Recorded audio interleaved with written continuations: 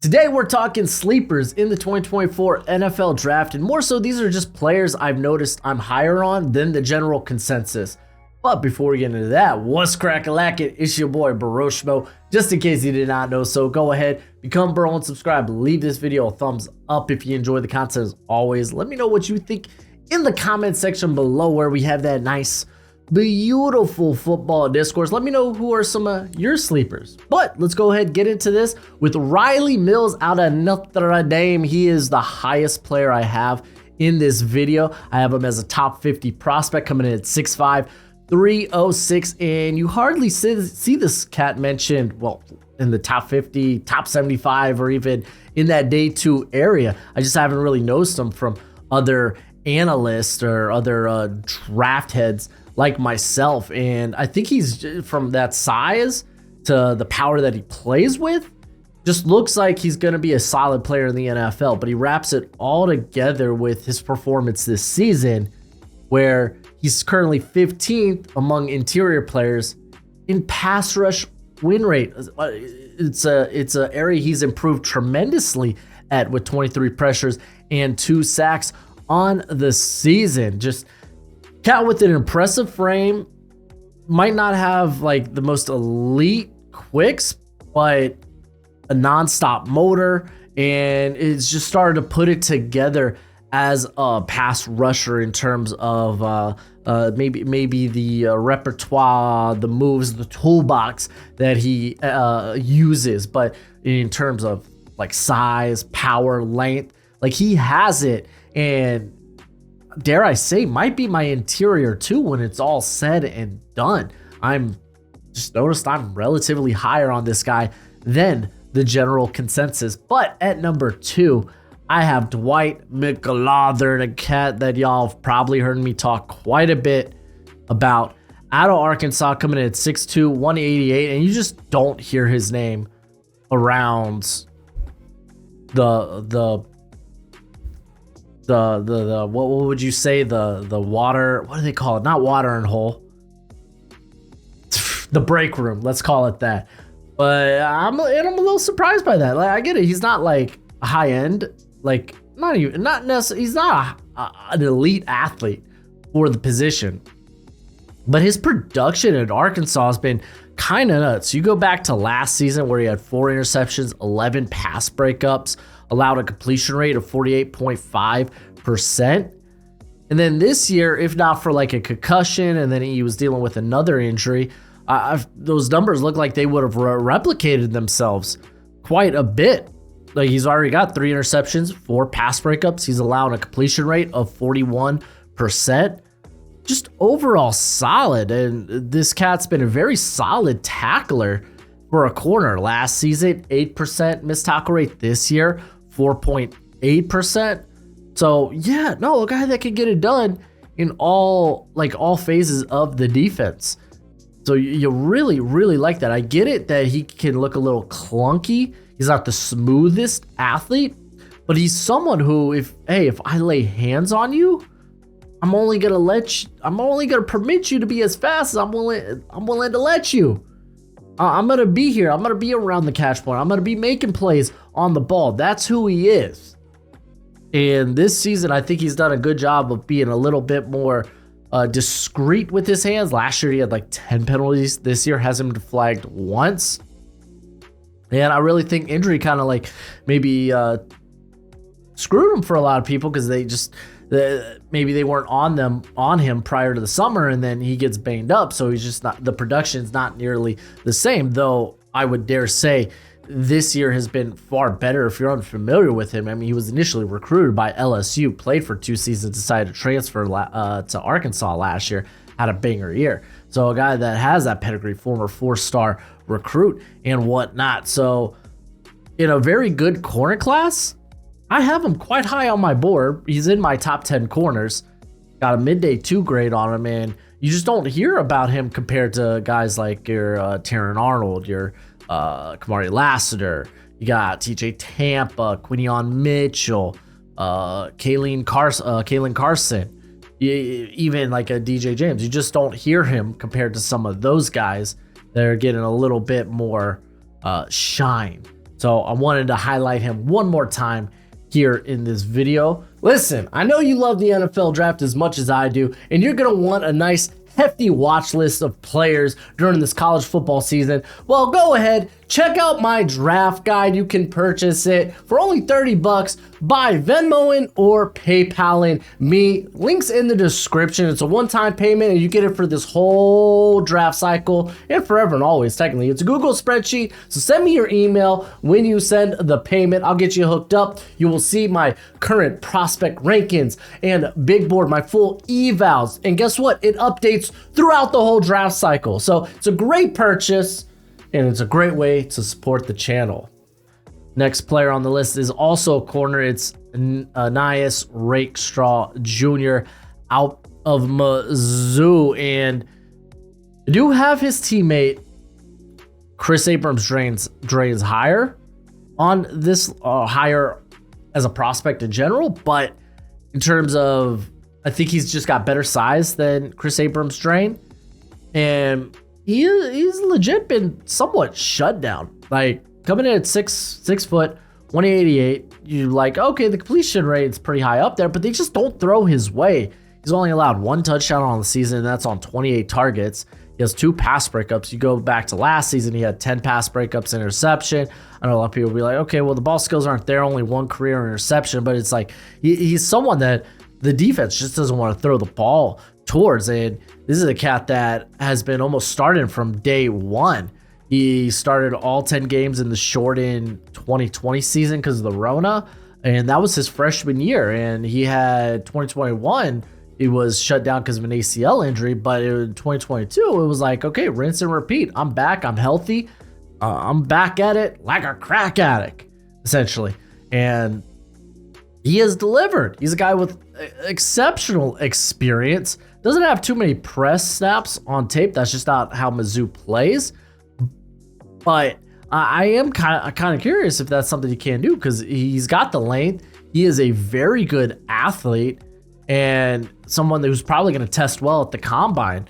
4.36 40-yard dash, 40-inch vertical, 10 foot 4-inch broad jump. And those were all numbers during Mizzou's spring practice this past season. So he's going to test exceptionally well, and someone that should be talked about a bit. I currently got a 3rd round grade on, but then again, I am exceptionally high on this corner class, and this won't be the last corner we talk about on my list. But hey, let's talk about the defensive line with Davin Van out of NC State, having a very, very good year there for the Wolfpack, coming in at 6'2", 280, so a bit of a tweener build, 30 pressures, 6 sacks, got 20 defensive stops. If you're unfamiliar with that statistic, it's essentially like a tackle for loss. It's just plays that result in 0 to negative gain for the offense. So very quality for him.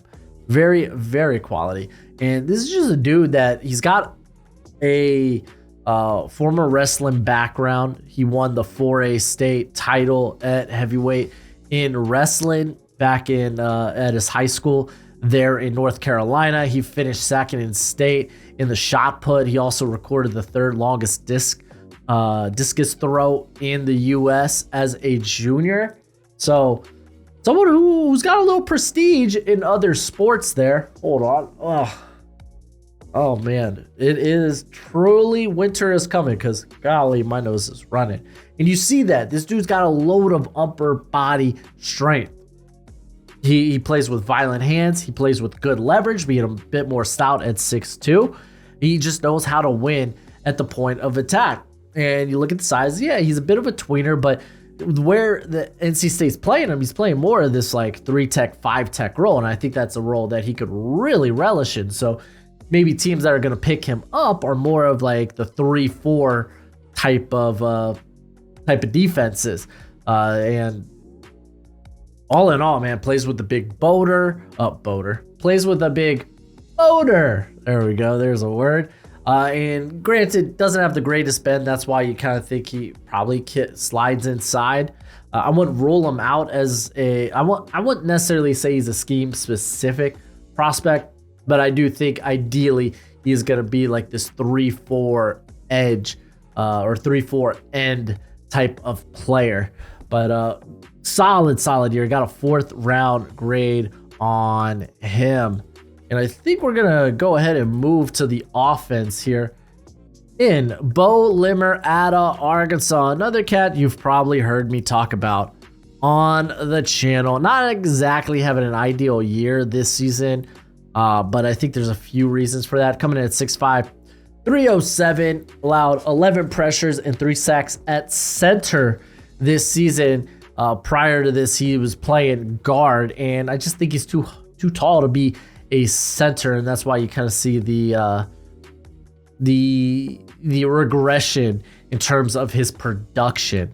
Because all in all, man, this was a dude that I think he was interior 2 for me, and I think he's someone that couldn't go that high. I think he could be a plug and play guard. I got a 4th round grade on him right now, just again because like he's starting to put it together at the center position, but it's still not as good as when he was the right guard last season, 2022 for Arkansas.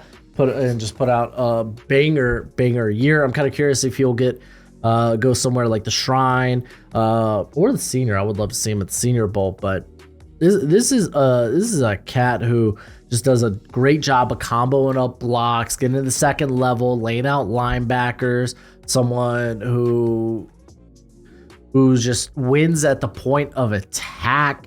He's quick enough to pick up pressures that aren't like right in front of him. He's got a good feel for what's going on around him. Good foot speed, can get moving fast. Kind of ideal for today's wide zone. But I think he just got caught playing out of position, playing in a position that he's not going to project to in the NFL. So I could see him moving back to guard, which is probably the more ideal spot for him in the NFL. But yeah, you're not hearing many people talk about him in general, let alone as maybe a day 2 guy, as I think he can sneak into day 2 with a strong all-star circuit, but we shall see. Going to the tight end position, because this tight end class feels kind of pants, and I'm going to be talking about Jaylen Conor out of Arizona State, someone I was particularly high on going into the season, and then this year just hasn't been ideal. But to be fair, Arizona State's kind of pants this year, especially offensively. But he was a former 4-star recruit from the 2020 class, went to Oklahoma, and decided to transfer after a season, goes to Arizona State, didn't become a starter until 2022, in which that year was a very good year for Conyers. He had over 411 yards, 5 touchdowns, 21 forced missed tackles, and that was on 37 receptions. That number is down this year, 27 receptions, only 6 forced missed tackles, but that's still kind of a good figure. Still kind of good, but the numbers aren't there for him. He's coming in at 6'4", 265. Not really a blocking tight end, something he's still trying to work through and put together, but I just love what he does as a big body ball carrier.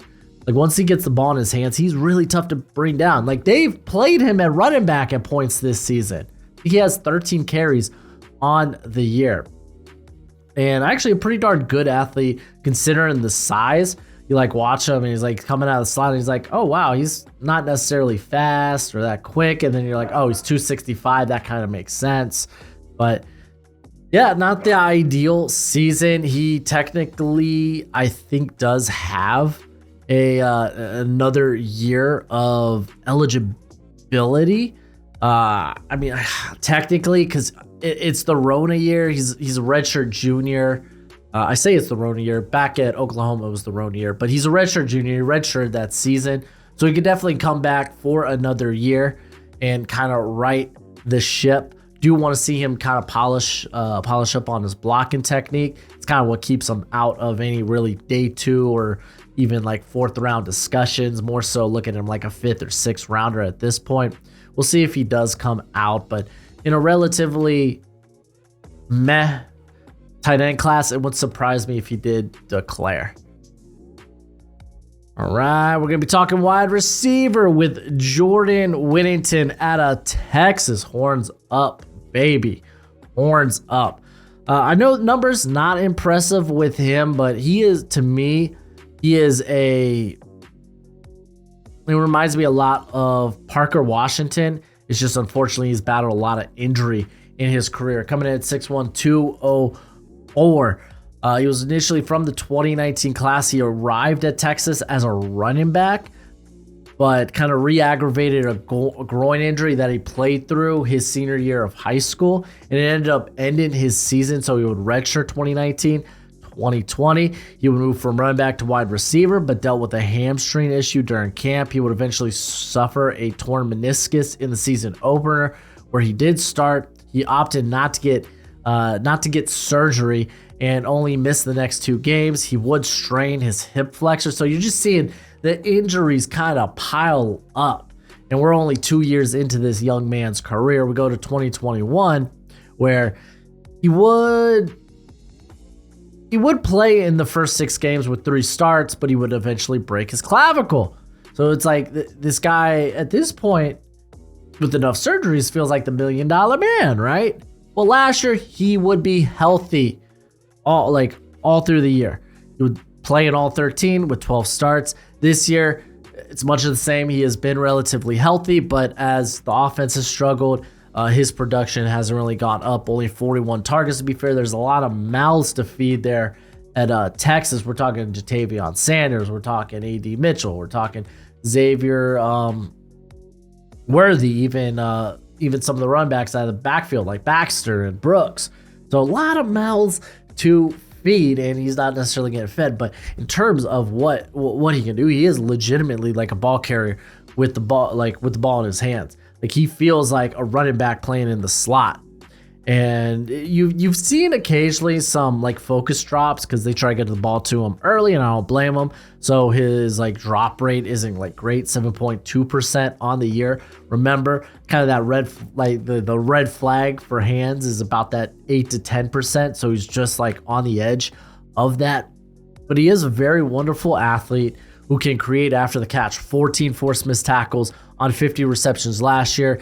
8 forced missed tackles on only 29 thus far this season. So someone I wanted to highlight that injuries have really done a lot to really hurt his stock, but I'm still willing to take like a late day 3 flyer on a cat like this.